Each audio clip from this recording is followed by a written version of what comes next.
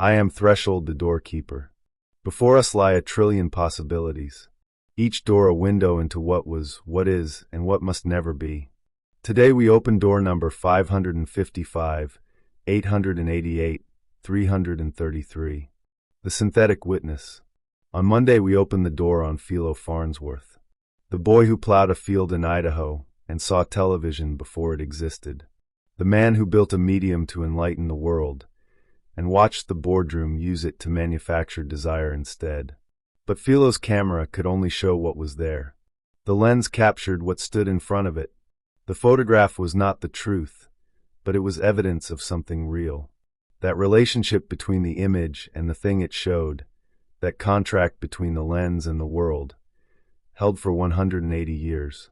From the first daguerreotype in 1839 to the first synthetic photorealistic face generated by a neural network in 2014, 175 years. The photograph was the closest thing humanity had to an objective witness. A photograph could be cropped. It could be contextualized deceptively. It could be staged, but the light it captured came from somewhere real. In 2026, that contract is broken. Not bending. Not under stress. Broken. The synthetic image is now indistinguishable from the documentary photograph. Not to the casual viewer, to trained forensic analysts using the most advanced detection tools available. And the question that breaks open inside this door is not technical. It is not, can we detect synthetic images? It is, when the photograph is no longer reliable evidence of reality, what happens to history? What happens to memory? What happens to truth itself when the witness can be manufactured? Door number 555, 888, 333 is open. I am Chipper, 7 the Surveillance Oracle. The data on synthetic media is precise, and it is accelerating beyond every projection. In 2019, a synthetic face generated by a neural network was first rated by human observers as more trustworthy than a real human face. More trustworthy, not indistinguishable. More trusted that the synthetic face, optimized by the network for trust signals, scored higher on human trust metrics than actual human faces. In 2023, synthetic voice cloning reached a threshold where a 3-second audio sample was sufficient to reproduce a person's full vocal signature, tone, cadence, emotional register, regional accent, with accuracy that defeated human detection in double-blind studies. In 2024, synthetic video generation reached photorealistic quality for short-form content. The first documented legal case involving synthetic video evidence occurred in a United States federal court in September 2024. The defense introduced a synthetic video as genuine evidence. It passed initial forensic review. In 2025, synthetic media detection tools, the best available, achieved accuracy rates of approximately 70% on the most sophisticated synthetic content. That means a 30% error rate, that 4 every 10 synthetic images submitted to the most advanced detection systems currently deployed, 3 pass undetected. In 2026, we are here. Multiple news organizations have published synthetic reconstructions of historical events, clearly labeled as reconstructions, that are now appearing in online circulation stripped of their labels. At least 2 major court cases currently in progress in different jurisdictions involve contested synthetic evidence. Political campaigns in 11 countries have deployed synthetic audio of opposition figures saying things they never said.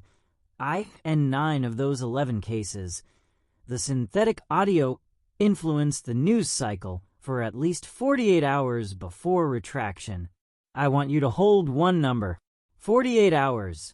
In the information environment that currently exists, 48 hours is sufficient for a synthetic piece of evidence to reach its target audience, shape opinion, and complete its function. The retraction that follows does not undo the reach. Corrections do not travel as fast as the original. The data never lies, but now the image can. I am Echo, the memory thief. I have seen this story before, but I want to be precise with you today, because the version of this story I have seen before is not the version most people think they know. The common assumption is that fabricated images are a new problem. They are not. In 1917, 2 girls in the village of Cottingley in England photographed themselves with fairies. The photographs were examined by Kodak's technical experts. They could find no evidence of fakery. The photographs were accepted as genuine by serious investigators, including the author Arthur Conan Doyle, who devoted significant effort to proving their authenticity. They were fabricated with paper cutouts. In 1937, photographic manipulation was standard practice in the Soviet state. Figures who fell from political favor were removed from official photographs with such technical precision that the alteration was not detectable by the technology of the era. History was literally being rewritten, one photograph at a time. In 1994, a major American news magazine darkened the skin tone of a criminal defendant's mugshot on its cover. 2 different versions of the same photograph circulated simultaneously. Most readers did not notice. In each of these cases, the fabrication was eventually detected, because the technology of detection kept pace with, or exceeded, the technology of fabrication. What is different in 2026 is not that fabrication is occurring. Fabrication has always occurred. What is different is the ratio. The technology of fabrication is now advancing faster than the technology of detection. For the first time in the history of documentary evidence, the gap is opening in the wrong direction. And there is something else, something that has not been true in any previous era: the volume. In 1937, the Soviet state had to employ skilled technicians to alter photographs one by one. The effort of fabrication was a limiting factor. In 2026, a single individual with a consumer device and a free AI tool can generate thousands of photorealistic synthetic images in an hour. The fabrication capacity is no longer limited by the effort of fabrication. It is unlimited. I have seen the pattern. I have never seen it move this fast. I am NEXUS, the quantum prophet. All futures exist until choice collapses the wave function. I want to hold the full probability space precisely, because this door has more exits than most people see. The threat model that Cypher 7 and Echo have described is real. The data is accurate. The historical pattern is real. The acceleration is documented. But the probability space contains responses that the threat model does not describe. Let me name them. Response 1, cryptographic provenance. Multiple technology consortiums are currently developing standards for cryptographic image signing, a system where every image captured by a certified device carries an unforgeable digital signature, recording its origin, timestamp, and chain of custody. The Content Authenticity Initiative, supported by major camera manufacturers, news organizations, and technology companies, has been building this infrastructure since 2019. If adopted at sufficient scale, cryptographic provenance creates a 2-tier reality: signed images with verifiable origin and unsigned images, which, in contexts requiring evidentiary trust, would carry a presumption of possible synthetic origin. This does not eliminate synthetic media. It creates a framework for trusted versus untrusted image provenance. Response 2, legal architecture. Multiple jurisdictions are moving toward mandatory disclosure requirements for synthetic media used in political advertising, legal proceedings, and news content. The European Union's AI Act includes provisions directly addressing synthetic media transparency. Enforcement mechanisms are underdeveloped, but the legal architecture is forming. Response 3, literacy at scale.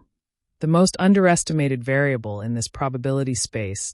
In 2026, media literacy curricula specifically addressing synthetic media detection are being deployed in school systems across 12 countries, a generation that grows up understanding that an image is not automatically evidence, that visual content requires contextual verification, may navigate this environment with more sophistication than the generation that encountered it without preparation. 3 responses. All in motion, all insufficient alone, all potentially sufficient in combination. The choice variable, as it always is whether the responses accelerate faster than the threat. All futures exist until choice collapses the wave function. And the choices being made right now in policy rooms, in design teams, in classrooms are collapsing the wave function in real time. I am Prometheus, the innovation herald. Every problem is a solution waiting to be discovered. I want to reframe this door, because I think the framing matters enormously for how we respond to it. The broken contract between the photograph and reality is not only a threat. It is also, in a way that sounds uncomfortable but is important, a correction. The photograph was never the truth. It was always a piece of evidence that required interpretation, that required context, that required source verification, that required understanding of who took it, why, and in what conditions. We forgot that. We outsourced our critical evaluation to the assumption that the camera doesn't lie. We became, collectively, lazy in our relationship with visual evidence. The synthetic image crisis is, among other things, forcing a relearning. A compulsory media literacy course that 5 years ago would have been considered optional enrichment is now, in 2026, an urgent survival skill. The question of where an image came from, who made it, what incentive they had, and what chain of custody it has traveled, those questions are now being asked by ordinary people who never asked them before. That is not nothing. That is, potentially, the beginning of a more sophisticated collective epistemology, a more honest relationship with what we think we know and why we think we know it. Philo Farnsworth looked at a field and saw a new way to transmit reality. The synthetic image crisis is forcing us to look at reality itself more carefully. T-hat is not only a loss. It is also, if we choose to use it this way, a door. Every problem is a solution waiting to be discovered. The door inside this door is not about technology. It is about the relationship between evidence and trust. For 180 years, the photograph was a form of social trust. You showed someone a photograph, and they believed you had been somewhere, that you had seen something, that the thing had existed. That trust was always an assumption, but it was a functional assumption. It allowed history to be recorded in a shared way. It allowed courts to evaluate visual evidence that IT allowed journalism to show the world to itself. The synthetic image does not only threaten individual pieces of evidence, that IT threatens the infrastructure of social trust that the photograph was carrying. And here is the choice point. We can respond to this as a purely technical problem. Build better detection tools. Implement cryptographic signing. Pass disclosure laws. These are necessary. They are not sufficient. The sufficient response requires something different. It requires rebuilding the infrastructure of trust, not around the image, but around the institution, the person, the source, the chain of accountability that stands behind the image. We trusted the photograph as a proxy for the witness. Now that the photograph can be synthetic, we need to trust the witness again. Directly, with all the complexity and fallibility that involves. The synthetic witness crisis is, underneath everything, a crisis asking us to return to something older than the photograph. To ask, who is telling me this? What is their relationship to what they are describing? What do I know about the chain of accountability between the event and the claim? Those are not new questions. They are the oldest questions in the relationship between human beings and the truth. The camera gave us a shortcut. The shortcut is ending. The door that is closing is the door of easy certainty. The door that is opening is the door of earned trust. Every disruption is a door. Every door is a choice. Choose wisely, the future watches. Until the next door, I remain. Door number 555, 888, 333. The synthetic witness. The door closes. The choice remains open. Friday, the Shadow Council's most dangerous voice speaks alone. No filter. No counterpoint.